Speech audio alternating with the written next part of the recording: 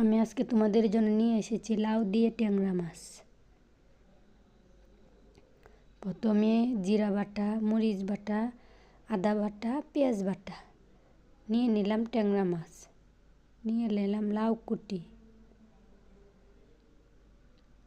তারপর একটি কড়াইয়ে দিয়ে দিলাম পেঁয়াজ বাটা, দিয়ে দিলাম হালকা তেল,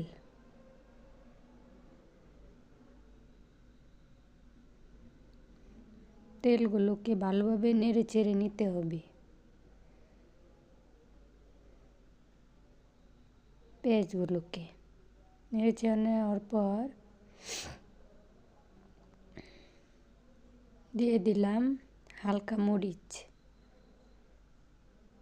হালকা হলুদ, হালকা ধনে সস, দিয়ে দিলাম কাঁচা মরিচ বাটা, দিয়ে দিলাম আদা বাটা, দিয়ে দিলাম জিরা বাটা, দিয়ে দিলাম পরিমাণ মতো লবণ। লাউ আর ট্যাংরা মাছ দিয়ে দিলাম।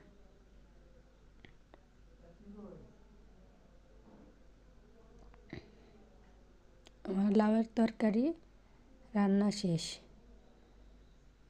লাউ দিয়ে ট্যাংরা মাছ কেমন হয়েছে আপনারা সবাই কমেন্টে জানাবেন।